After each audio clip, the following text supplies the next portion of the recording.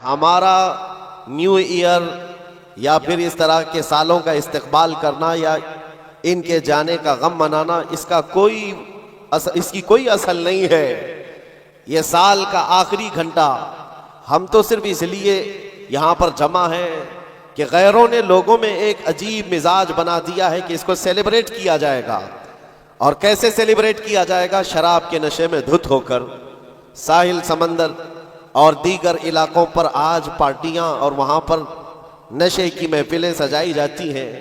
ہم نے یہ سوچا کہ دنیا کی خوشی کرنے کا طریقہ اگر یہ ہے تو ہم سال کے آخری گھنٹے کو رب ذوالجلال کے ذکر میں کیوں نہ منائیں۔ میرے عزیزوں، یقین ہے کہ ابھی آدھا گھنٹے کے بعد کیا ہو رہا ہے؟ 12 بجنے والے ہیں، 12 بجنے والے ہیں، اور 12 سنیوں کے لیے تو خیر کا ہے۔ انشاءاللہ العزیز اس 12 کے بعد آنے والا جو سال ہوگا کفار و مشرکین کے 12 ضرور بجائیں۔ دعا تو کریں گے ہم یہی کہ اگلا سال جو لوگ اس نشے میں دھت ہیں کہ 2024 ہمارا ہے، 2024 میں ایسا ہوگا ویسا ہوگا، اس 12 پر ہم دعا یہی کرتے ہیں کہ مولا آج کے رات کے 12 کے بعد ان سارے دشمنان اسلام کی زندگی کے 12 بج جائیں۔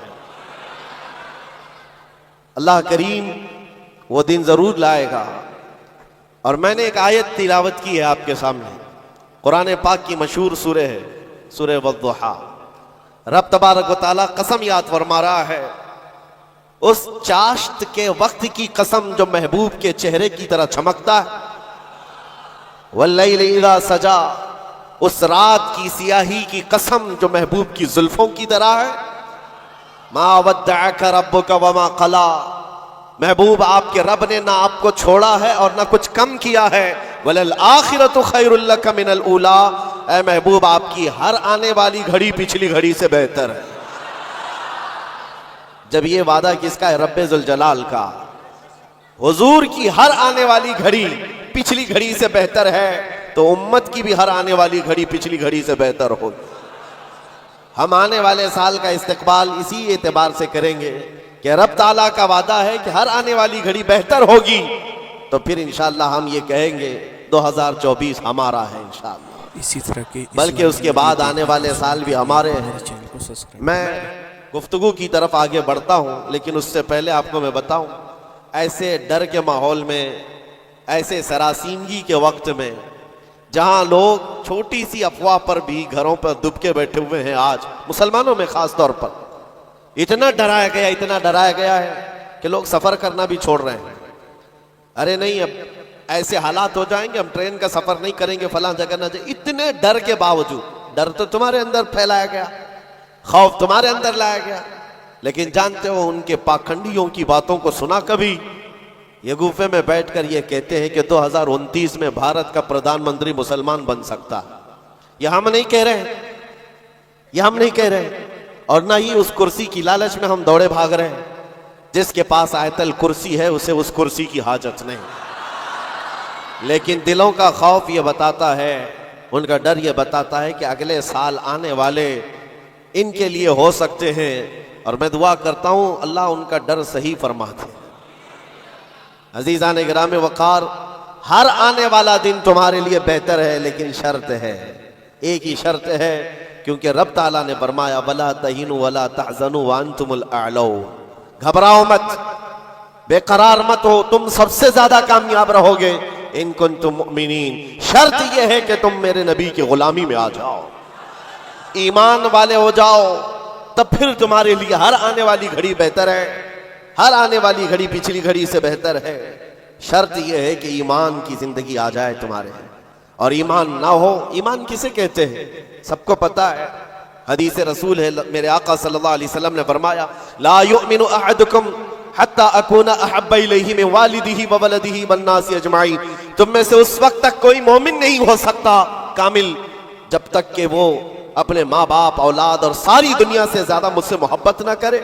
دوسری حدیث ہے لا یؤمن احدکم حتی یکون ہواہ تبعا لما جئت بہ، حضور پاک صلی اللہ علیہ وسلم فرماتے ہیں تم میں سے اس وقت تک کوئی کامل مومن نہیں ہو سکتا جب تک کہ وہ اپنی خواہشات کو میری مرضی کے مطابق نہ بنائے، हुजूर की मर्जी के मुताबिक जब तक तुम अपनी ख्वाहिशात नहीं बनाओगे मोमिन नहीं हो सकते, और मोमिन कामिल नहीं होगे तो फिर मदद भी नहीं है।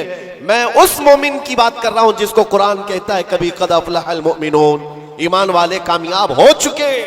कौन से ईमान वाले? ईमान की शर्त अव्वल है हुजूर के लिए बे इंतहा मोहब्बत करना, शर्त अव्वल है।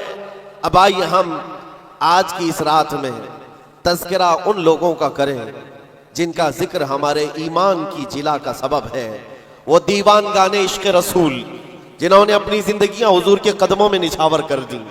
मैंने आज ये सोचा कि उनकी बारगाहों में खिराज अकीदत पेश करते हुए जवानों के लिए मिसाल रखो। आज के नौजवान आइडियल किसको समझेंगे? मेरे अजीजों, दुनिया आज बड़ी बड़ी स्क्रीनें लगाकर मुजरा करने वाले जालिमों के नाच को देख रही होगी। स्टंट करने वाले इनके सामने हीरो बन जाते हैं। मैं आज आपको उन जियालों की बात रखना चाहता हूं जो हकीकत में हीरो हैं, जो पूरी दुनिया के लिए हीरो है। उस बतले जलील का एक नाम काफी है, खालिद बिन वलीद। इसकी मिसाल दुनिया लाने से कासिर है। मेरे अजीजों, मेरी पूरी गुफ्तगू का खुलासा सिर्फ इतनी बात पर होगा जो बरेली के इमाम ने पुकार कर कहा था, फिर के गली गली दबा ठोकरें सबकी खाई क्यों, दिल को जो अक्ल दे खुदा तेरी गली से जाए क्यों। आज जो गली गली घूम रहे हैं उन तक भी पैगाम पहुंचाओ, फिर के गली गली तबाह ठोकरें सबकी खाए क्यों। आ जाओ इस दरबार में, इस दरबार का जो सग भी हो जाता है, कुत्ता भी होता है, वो अपने वक्त का मुजद्दिद बन करके ये नारा लगाता है। ये नारा लगाता है, उस गली का गधा हूं मैं जिसमें मांगते ताजदार फिरते हैं। उस गली का गधा हूं मैं जिसमें मांगते ताजदार फिरते हैं। खुसरवी अच्छी लगी ना सरवरी अच्छी लगी, हम फकीरों को मदीने की गली अच्छी लगी। हुजूर ताजुश्शरिया बदरुत तरीका फरमाते हैं, बुल हवसन सीमो जर की बंदगी अच्छी नहीं, उनके दर की भीख अच्छी सरवरी अच्छी नहीं। जो पिया को भाए अख्तर वो सुहाना राग है। ये ताजुश्शरिया फरमाते हैं, जो पिया को भाए अख्तर वो सुहाना राग है। क्या मतलब है? जो मुस्तफा को पसंद आए वही असल राग है, वही बात अच्छी है। जो पिया को भाए अख्तर वो सुहाना राग है। जिससे नाखुश हो पिया वो रागनी अच्छी नहीं, जिससे नाखुश हो पिया वो रागनी अच्छी नहीं। पिया हुजूर के बारगाह में इस्तिआरतन कहा गया है।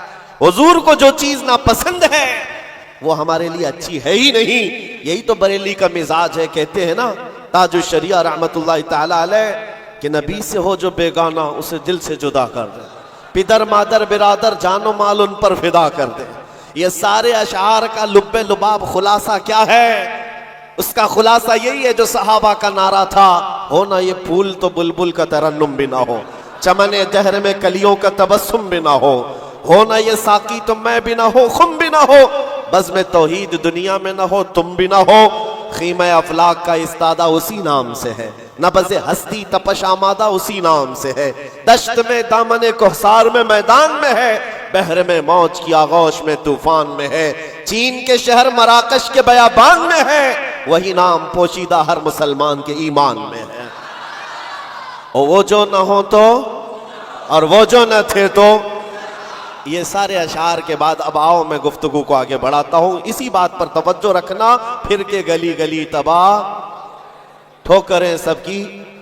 अगर किसी को ठोकर लगी है तो वो दिल पर हाथ रखकर आ जाए। आज मैं उन जियालों की तरफ चलता हूं। यमन का एक कबीला बनु असद एक कबीला है जिसमें रहने वाले एक शख्स है हारिसा, और उनकी बीवी, छोटा सा एक कुंबा, छोटा सा एक खानदान, 3 बच्चे थे। हारिसा और उनकी बीवी और 3 बच्चे। ये यमन का रहने वाला एक कबीला है। औरत अपने तीनों बच्चों को लेकर मैके जा रही थी, और बड़ा बेटा जो उस वक्त उम्र का 8 साल का था, जैद नाम था। काफिले पर अचानक डाकुओं का हमला हुआ और माल लूट लिया गया, और साथ ही डाकुओं ने ये जैद नामीन छोटे से बच्चे को, 8 साल के बच्चे को भी गिरफ्तार कर लिया। एक माँ का कलेजा दहल गया कि मेरे 8 साला बच्चे को मुझसे छीना गया। बाकी 2 बच्चे तो साथ थे। माँ की कैफियत ऐसी थी कि पहाड़ों पर चढ़ जाती, चीखती थी, اور عربی میں جو اشعار کہتی تھی، اللہ اکبر، آج بھی موجود ہے، یمن کی رہنے والی یہ خاتون پہاڑوں پر جا کر پکارتی تھی کہ کوئی میرے زید کو دیکھا ہے تو مجھے بتا دے۔ اور جب خبر باپ کو آ کر لگی، باپ جان نچھاور کرتا تھا اپنے بیٹے زید پر، باپ کی ایسی کیفیت کہ کھانا چھوڑ دیا اور مزاج میں تبدیلی ایسی آ گئی کہ لوگوں سے ملنا تک چھوڑ دیا اپنے بیٹے کی جدائی کے غم میں۔ یمن والے کہتے تھے کہ حارثہ کا بیٹا جو گم ہوا یوسف گم گشتہ ہے، یعنی ایک دوسرا یوسف ہے۔ جیسے حضرت یعقوب علیہ السلام کے بیٹے یوسف کی علیہ السلام کی دوری ہوئی تھی تو آپ نے غم کیا تھا، حارثہ نے اپنے بیٹے زید کی جدائی میں بہت رویا۔ اور وہ اشعار جو عربی میں لکھے جاتے تھے، یمن میں جب وہ اشعار پڑھتے تو اپنے جو دشمن ہوتے وہ بھی رو پڑتے تھے۔ باپ کی جدائی کے غم کے اشعار لوگوں کو رلاتے تھے۔ زمانہ گزر گیا، اب ڈاکوؤں نے اس زید کا کیا کیا تھا، کچھ سال اپنے پاس رکھا اور عکاظ کے میلے میں، مکہ کے قریب ایک میلہ لگتا تھا، اور اس میلے میں لا کر زید کو غلام بنا کر بیچ دیا۔ جب بیچا تو یہ زید غلام بن کر کے کس کے حوالے آیا؟ خدیجہ بنت خویلد، ام المومنین حضرت خدیجہ رضی اللہ تعالیٰ عنہا کے گھر حضرت حکیم بن حزام کے ذریعے سے۔ جب یہ غلام حضرت خدیجہ کے گھر آیا تو اس وقت 15-16 سال کی عمر تھی۔ پہلی نظر مصطفیٰ کریم کی پڑی تھی۔ رسول رحمت صلی اللہ تعالیٰ علیہ وسلم نے حضرت خدیجہ کے گھر اس نوجوان کو دیکھا، ادب میں کامل تھا، گفتگو کے سلیقے اچھے تھے، لوگوں سے ملاقات کے طور طریقے بتاتے، بڑا خاندانی آدمی۔ جب یہ پہلی نظر میرے مصطفیٰ کریم صلی اللہ علیہ وسلم کی پڑی تو ام المومنین خدیجہ سے کہا، میرے آقا نے اگر آپ بہتر سمجھیں تو یہ غلام میرے حوالے کر دیں۔ کیا قسمت ہے جس کو خود رسول اللہ خرید لیا، زید کو خرید لیا، بلکہ تحفتاً حضور کو دے دیا گیا۔ غلامی کا دور ہے۔ زید یہی وہ حارثہ کے بیٹے ہیں، نبی مکرم صلی اللہ تعالیٰ علیہ وسلم کے حوالے آ گئے، دن رات مصطفیٰ کریم کے ساتھ گزر رہے ہیں۔ تربیت بھی کسی نے؟ سرور انبیاء نے کی۔ اور نوجوان کے طور طریقے ایسے، میرے عزیزو آپ کو پتہ ہے یہ وہ زید ہے جس کے بارے میں آپ کو بتاؤں۔ حضور پاک صلی اللہ تعالیٰ علیہ وسلم کے چند دنوں کے بعد مکہ میں مشہور ہو گئے، محمد صلی اللہ تعالیٰ علیہ وسلم کا اگر کوئی محبوب ہے تو وہ زید ہے۔ حضرت ابو بکر صدیق رضی اللہ تعالیٰ عنہ بھی اس بارے میں فرماتے کہ زید کو جو قرابت تھی اس پر مجھے رشک تھا حضور اکرم صلی اللہ علیہ وسلم کا۔ اب زمانہ بیتتا گیا، زید کے گھر چھوٹے، خاندان چھوٹا، ماں چھوٹی، باپ چھوٹے، غلامی کا دور چل رہا ہے۔ ایک بار حج کے لیے ایک قبیلہ یمن سے آیا ہوا تھا، اور یمن والے حج کرنے کے بعد وہ اشعار سنا رہے تھے جو حارثہ زید کے باپ نے لکھے تھے اشعار، اور رلا رہے تھے۔ وہاں جب یہ قبیلہ یمن کے وہ اشعار پڑھ کر کے سنا رہا تھا، یہی زید وہاں سے گزر رہے تھے۔ یمن والوں نے دیکھا، پہلی نظر میں پہچان لیا، یہ وہ زید ہے جس کا باپ پورے یمن کو رلاتا ہے اس کی جدائی میں۔ یہ مکہ حرم کعبہ کے پاس کیا کر رہا ہے؟ لوگوں سے پوچھا کون ہے، لوگوں سے پوچھ کر کے زید کو بلایا گیا، پوچھا تمہارا نام؟ کا زید، باپ کا نام حارثہ۔ لوگوں نے کہا تجھے پتہ بھی ہے تیری ماں کا کیا حال ہے، تیرے باپ کا کیا حال ہے؟ تیری ماں روز پہاڑوں پر چڑھ جاتی ہے، آسمان کو پکارتی ہے کہ آسمان بتا میرا زید زندہ ہے تو میں جینے کی تمنا رکھوں۔ باپ تیرا اشعار لکھ کر کے یمن کو رلاتا ہے۔ زید نے کہا کہ ہو سکتا ہے، لیکن جاؤ اگر میرے ماں باپ اس غم میں روتے ہیں تو ان کو میرا سلام کہنا، اور یوں کہنا کہ انہیں گم گشتہ اونٹ کی طرح مجھے تلاش نہ کرے، اس لیے کہ ان کا زید ان کی گود سے کئی بہتر گود میں ہے۔ یمن والوں کو یہ جواب دے کر بھیج دیا، گم شدہ کوئی بچہ اپنے ماں باپ کی خبر پالے تو کیا ہونا چاہیے، لیکن یہاں کیفیت بدلی ہوئی ہے، یہاں کیفیت بدلی ہوئی ہے۔ حضور پاک صلی اللہ تعالیٰ علیہ وسلم کی اس غلامی میں دن رات گزرتے رہے، شب و روز گزرتے رہے۔ میرے عزیزو، جس کو ہو درد کا مزہ نازے دوا اٹھائے۔ آپ کو میں بتاؤں، یہ قبیلہ یمن کا گیا اور جا کر کے زید کے ماں باپ سے کہا، حارثہ اور ان کی ماں سے کہا تمہارا گمشدہ بچہ مل گیا، حرم کعبہ میں ہم نے اس کو دیکھا ہے اور سنا ہے محمد نامی عرب کے ایک مشہور شخص کی غلامی میں ہے، اور ان کی سخاوت بھی، دریا دلی بھی، رحم دلی بھی مشہور ہے۔ ماں اور باپ نے خبر پاتے ہی महीनों का सफर दिनों में तय कर लिया। दौड़ते भागते मक्का पहुंचाए और जैसे पहुंचे पूछा कहाँ रहते हैं मोहम्मद सल्लल्लाहु अलैहि वसल्लम। हुजूर पाक सल्लल्लाहु अलैहि वसल्लम हरम काबा के पास ही उनको मिल गए। माँ इतना रोई, बाप इतना रोए। हुजूर पाक सल्लल्लाहु अलैहि वसल्लम को उन पर तरस आ गया। पूछा क्या बात है? कहा हमारा बच्चा गुम हुआ था, सालों बीत गए, अब तक हमने खाने का मजा नहीं चखा और हम सब की जिंदगी ऐसी वीरान सी लगती है कि उसके बगैर जिंदगी में अंधेरा है। पूछा हुजूर ने कौन है तुम्हारा बच्चा? कहा उसका नाम जैद है और सुना है वह आपकी गुलामी में। हुजूर पाक सल्लल्लाहु अलैहि वसल्लम ने फरमाया जैद, तुम माँ बाप हो जैद के?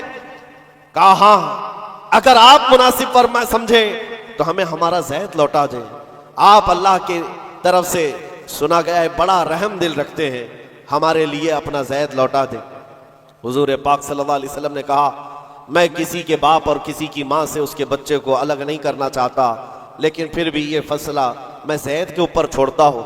वो चाहे तो मुझसे आज़ादी ले ले, बगैर किसी रकम के, बगैर किसी फिदिये के गुलामी से आज़ाद करता हूँ और तुम उसे ले जाओ, और अगर नहीं तो फिर उसकी मर्जी जो हो उस पर अमल किया जाए। फिर माँ बाप को ला करके जैद के सामने खड़ा किया जाना था। मुअर्रिखीन ने जो तारीख लिखी है, पढ़ते हैं तो आंखें आप दीदा हो जाती हैं। मेरे अजीज़ों, रसूल पाक सल्लल्लाहु अलैहि वसल्लम अपने घर ये दोनों माँ बाप को जो बिछड़े हुए बच्चे की जुदाई में रोते हुए आए थे, चचा भी साथ था, हुजूर अपने घर ले आए और उसके बाद जैद अपने कामों में मसरूफ थे। बुलाया जैद इधर आ जाओ। आए जैद, जैसी पहली नजर पड़ी बाप पर, माँ पर, क्या कैफियत होनी चाहिए? बरसों का बिछड़ा हुआ बच्चा है, बरसों से दूर रहने वाला, माँ बाप की मोहब्बत में ये जुदाई के गम बर्दाश्त करने वाला। एक नजर उठाई, फिर नजर झुका ली और सरवरे कायनात की तरफ देखने लगे। मेरे आका ने पूछा जैद तुम जानते हो इनको? कहा हाँ या रसूल अल्लाह, ये मेरे बाप हैं, ये मेरे चाचा हैं, ये मेरी माँ हैं। हुजूर ने पूछा जैद तो फिर मिलते क्यों नहीं? बरसों के बिछड़े हुए हो, फिर उनके पास जाते क्यों नहीं? जैद ने कहा या रसूल अल्लाह, आपके चेहरे को देखने के बाद फिर किसी के चेहरे की तरफ हम नजर नहीं उठाते। तेरे कदमों में जो है गैर का मुंह क्या देखे, कौन नजरों में जचे देख के तलवा तेरा। रसूल पाक सल्लल्लाहु अलैहि वसल्लम ने फरमाया जाओ जैद मिल लो, माँ से मिल लो, बाप से मिल लो। माँ ने कलेजे से लगाया और चूमना शुरू किया, बाप ने माथा चूमा। यह अजीब मंजर था। बहुत देर गुजर गई इनके लाड़ो प्यार के इजहार की। उसके बाद रसूल रहमत सल्लल्लाहु अलैहि वसल्लम ने फरमाया जैद तुम्हारे साथ ये हादसा हुआ था, इतने सालों तुम अपने माँ बाप से अलग रहे, अब फैसला तुम्हारी मर्जी पर है, तुम जहां जाना चाहते हो जा सकते हो। यमन अपने कबीले जाओ, अपने खानदान, अपनी माँ और अपने बाप, अपने भाइयों के पास जाओ। हजरत जैद उस वक्त खड़े होकर कहते हैं मक्का वाले ये मंजर देखने के लिए हुजूर के घर के अतराफ जमा हो चुके हैं, बहुत सारे जमा हैं। जैद ने सबको मुखातिब करके कहा ऐ लोगो हाजिरीन मजलिस, सब देखो ये मेरी माँ है, ये मेरे बाप हैं, ये मेरे चचा हैं, लेकिन सबको गवाह बनाकर कहता हूँ मोहम्मद अरबी सल्लल्लाहु अलैहि वसल्लम की गुलामी 1000 आजादियों से अफजल है। मैं अपनी माँ के पास न जा सकता हूँ, न बाप के पास जाना चाहता हूँ, मैं हमेशा इसी दर की गुलामी में रहना चाहता हूँ। माँ कहती है बेटा आजाद कर रहे हैं तुझे मोहम्मद सल्लल्लाहु अलैहि वसल्लम, तुझे आजाद कर रहे हैं। दुनिया में किसी को आजाद कर दिया जाए उस वक्त तो बहुत बड़ी नेमत समझी जाती थी, लेकिन तुम हो कि आजाद होना नहीं चाहते। जैद ने कहा 1000 बाप और 1000 माँ मिलकर जो अपने बच्चों पर शफकत नहीं कर सकती, वो मोहम्मद रसूलुल्लाह ने मेरे साथ किया। जैसे ही हजरत जैद का ये ऐलान मक्का वालों ने सुना तो क्या रसूल रहमत सल्लल्लाहु ताला अलैहि वसल्लम ने उनको छोड़ दिया? आता है फकीरों पे उन्हें प्यार कुछ ऐसा, खुद भीख दें और खुद कहें मंगते का भला हो। हुजूर रहमत सल्लल्लाहु ताला अलैहि वसल्लम, रहमत आलम सल्लल्लाहु अलैहि वसल्लम जैद का हाथ पकड़ करके ले जाते। कहाँ लेकर के आए? हरम काबा के पास आए, पूरे मक्का वालों को मुखातिब करके कहा ऐ मक्का वालों गवाह रहना, मैंने जैद को गुलामी से आजाद किया और आज के बाद से ये मेरा वारिस है और मैं इसका वारिस। इसी तरह के इस्लामिक वीडियो देखने और सुनने के लिए हमारे चैनल को सब्सक्राइब करें।